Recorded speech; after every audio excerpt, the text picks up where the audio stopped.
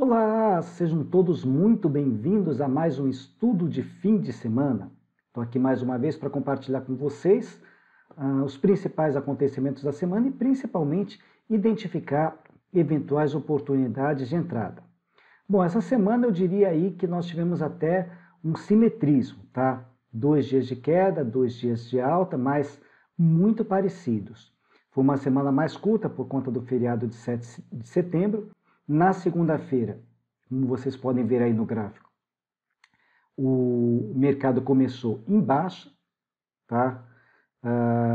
Voltando a pesar um pouquinho. Na terça-feira, principalmente, ele cedeu forte. Na quarta-feira, uma pequena reação, semelhante à queda de segunda-feira, só que no sentido inverso. E na quinta-feira, uma subida bastante forte aí, principalmente na parte da tarde. Vocês veem como uma notícia ruim aqui para o nosso país, que foi o atentado ao candidato à presidência Jair Bolsonaro, impactou de forma muito positiva no mercado. Tá? No primeiro momento, alguém pode pensar, nossa senhora, mas alguém quase é morto, né, numa campanha política e o mercado reage forte? Na realidade, não foi isso, tá? A interpretação do mercado.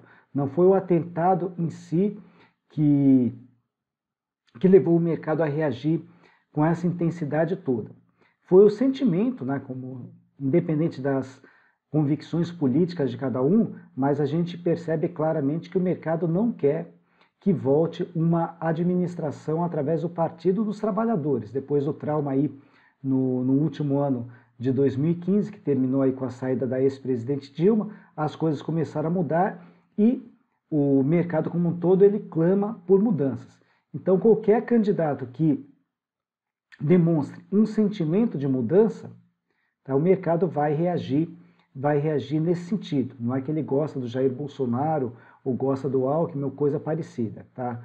Ele não quer que retorne uma administração do Partido dos Trabalhadores. Como eu falei, independente das convicções políticas de cada um. Mas a gente precisa entender como é que o mercado, como que ele se movimenta. Então foi esse sentimento que despertou por conta dessa situação. O mercado anteviu aqui uma possibilidade de diminuição da rejeição desse candidato, tá? Apesar dele estar liderando as pesquisas, mas ele ainda tinha um índice de rejeição bastante alto, e isso pode fortalecê-lo aí numa disputa aí, e quem sabe até com uma chance maior de conseguir se eleger como presidente, independente aqui se isso é bom ou não, mas o mercado ele está olhando nesse sentido. Muito possivelmente poderia acontecer também a mesma coisa, eventualmente com o candidato aqui, Geraldo Alckmin. Bom, também não, mas independente disso ele tem alianças, enfim, e pode sair alguma coisa no sentido de mudanças, que é o que o mercado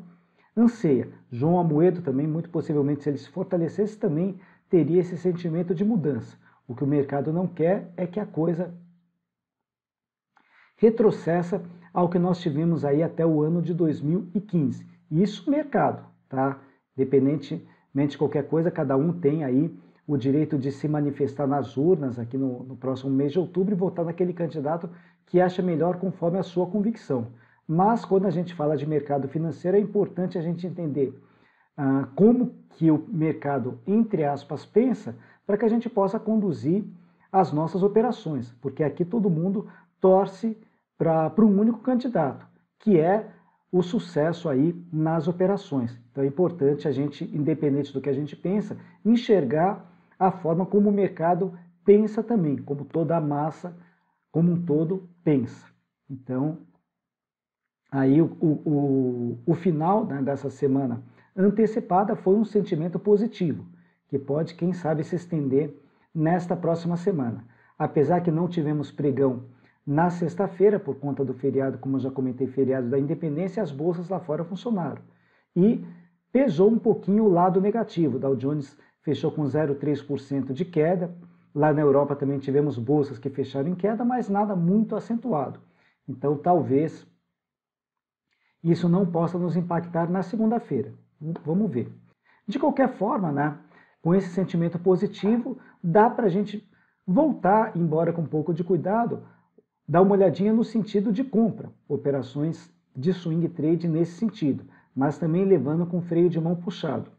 E eu identifiquei duas oportunidades que quem sabe a gente consiga trabalhar nessa semana. Uma com Petrobras. A Petrobras, na última sexta-feira, conseguiu fazer fundo e vocês percebem que ela pode aqui se romper essa resistência na região de 19,32, reverter essa tendência de baixa de curto prazo para alta. E ela teria o caminho livre para buscar até essa resistência seguinte, 21,37. O stop estaria abaixo desse suporte na região de 18,34. Então é uma possibilidade que pode se abrir, quem sabe, durante a semana que se inicia. Então vamos ficar de olho nesse ponto, nessa resistência de 19,32. A superação dela leva a ação a adquirir novamente a tendência de alta e com potencial de no curto prazo buscar essa resistência seguinte. Então já tenho aqui um de olho com ela. E a outra seria a Vale. Essa ação impressionante, a força que vem mostrando mesmo nessas situações mais turbulentas. Então, novamente, depois de um período de correção, a Vale conseguiu fazer fundo, confirmando o fundo na última quinta-feira, estou falando sexta-feira, não, aqui a gente tem um sentimento aqui de semana cheia. Na última quinta-feira, porque sexta-feira não tivemos pregão, confirmou fundo e testou essa resistência de 53,65. A superação dela fortalece essa situação de fundo e se a gente aplicar aquela ferramenta Fibonacci, projeção de Fibonacci, daria um alvo em potencial aqui na região de 58,90. A ferramenta aqui calculou 58,93. Então pode ser interessante também se colocar um gatilho acima desse ponto, 53,65, na expectativa de que a Vale retome a tendência de alta, supere essa última máxima. Vamos pegar o valor exato dela, 56,41, e depois aqui faça uma nova máxima mais para frente aí, em 58,90, 58,93, pelo menos essa é a expectativa. E o stop está bom, o stop está curto, abaixo de 51,75. Então essas duas, elas chamaram a minha atenção e quem sabe aí durante a semana a gente consiga aqui abrir esses dois trades. O objetivo maior aqui, esses dois alvos que eu coloquei para vocês. Mas, como o mercado ele está bastante instável, bastante turbulento, então, a princípio, a operação abre e segue com esse objetivo. Mas é importante que vocês fiquem bem atentos. Qualquer sinal aqui de vir um movimento contrário, a operação já estando na zona de lucro, pode ser interessante dar uma modificada nesse stop e colocar um stop financeiro. Então, não é o momento da gente deixar as operações soltas, tá? Fecho ou no gain, fecho ou no stop, que numa condição normal seria o que a gente deveria colocar. Por conta dessa situação de mercado, eu vou ficar de olho nessas duas ações, mas é bom a gente ficar também com freio de mão puxado. Legal, pessoal? Vou ficando por aqui, espero que vocês tenham gostado do vídeo. Se gostaram, não esqueçam de darem um joinha. Reforço o convite também para que vocês abram uma conta na Rico, tá? Não tem custo nenhum, o link está na descrição do vídeo. E aproveitem também para me acompanhar diariamente. Lá na Rico eu tenho uma sala de investidores iniciantes para quem está começando do zero e quer entender em detalhes como tudo isso funciona, todo esse processo aqui, os cuidados necessários e tudo mais. Eu fico lá todo dia, de segunda a sexta, das 9 às 5 da tarde. E não paga nada para participar, tá?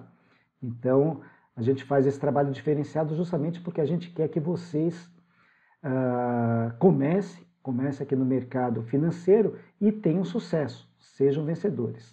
Até a próxima, pessoal. Valeu!